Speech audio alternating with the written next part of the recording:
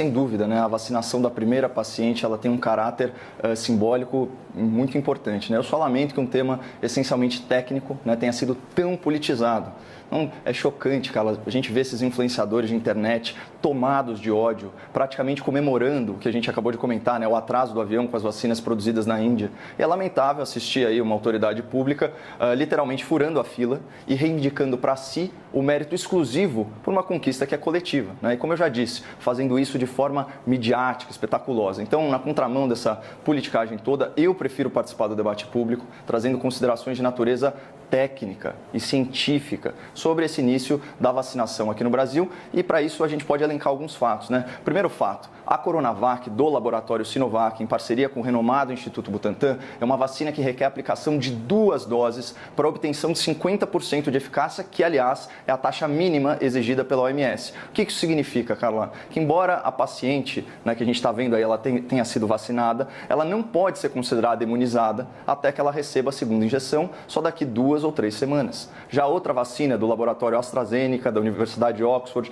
em parceria com a Fundação Oswaldo Cruz, ela requer apenas uma injeção para obtenção de 70% de eficácia. Portanto, é muito provável que a primeira pessoa efetivamente imunizada contra a Covid-19 seja aquela inoculada com a vacina da Fiocruz AstraZeneca e não essa senhora que recebeu ontem a primeira dose da vacina Sinovac Butantan. Um segundo fato, do ponto de vista sanitário, o fator decisivo para o sucesso ou para o fracasso, né, de um programa nacional de vacinação é o percentual de imunizados em relação à população geral. Ou seja, começar a vacinação um pouco antes ou um pouco depois é menos importante do que a quantidade de pessoas que são vacinadas. E nesse sentido, o Brasil tem uma enorme vantagem aí de médio prazo que se aplica a ambos os casos, do Butantan e da Fiocruz, que é a capacidade de produzir as vacinas por conta própria, já que as negociações, né, com os laboratórios, elas contemplaram toda a transferência de tecnologia, o que faz o nosso país caminhar aí na direção da autossuficiência contra a Covid-19. E outro ponto, se a gente considerar que a partir de hoje,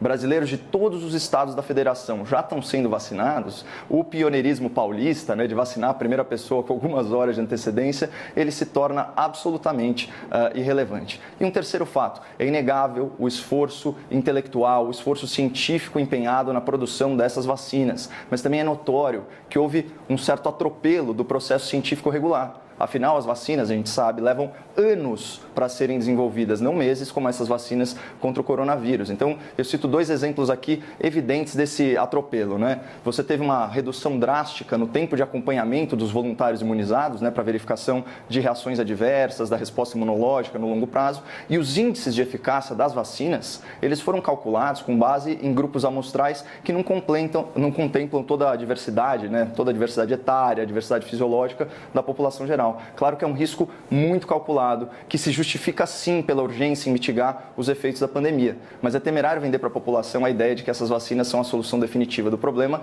quando na verdade elas são apenas a melhor solução disponível no momento. Aí, parafraseando você, é o que temos para hoje. Por isso que, mesmo eu sendo pessoalmente favorável, né, à vacinação voluntária da população, eu compreendo a resistência de muitas pessoas em aderirem aí imediatamente a esse esforço de imunização, e eu também considero legítima a preferência de muitos cidadãos pelo imunizante da AstraZeneca, Oxford, Fiocruz, que com apenas uma dose supera a eficácia média das 2 doses da vacina Sinovac Butantan. De qualquer forma, o início da vacinação nacional, 2 dias antes do planejado pelo Ministério da Saúde, é uma notícia auspiciosa que deve ser celebrada sem paixão política e que traz a esperança de dias muito melhores em 2021 e, graças a Deus, esse dia chegou. Agora, só para não deixar solto, falando da batalha, da disputa política, né? Qualquer eventual ganho político do governador paulista nessa questão da vacina Sinovac Butantan pode facilmente se diluir em 2 fatos que eu já mencionei, né? Então, primeiro, a vacina da AstraZeneca Fiocruz,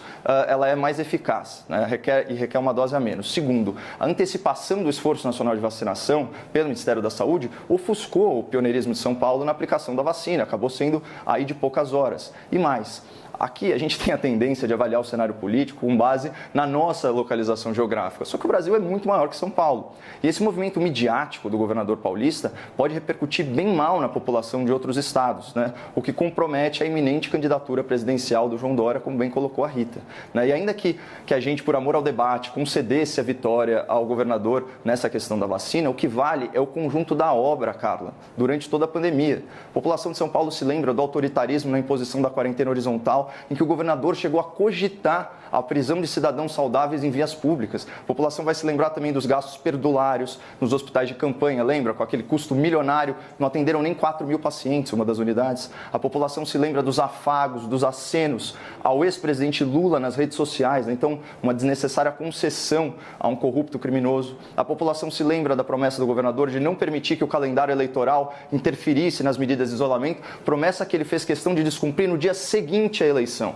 E a população se lembra que depois de desinformar sobre a real eficácia da vacina, o governador deixou a cidade para viajar para a Flórida, nos Estados Unidos, onde não havia lockdown. Então essas coisas, elas estão na memória da população, que naturalmente pode associar o governador João Dória com a radicalização do isolamento social e com a hipocrisia do fique em casa com a geladeira cheia. Então, concluindo, o João Dória precisa de muitas vitórias políticas se quiser reverter esse quadro e se viabilizar politicamente em 2022.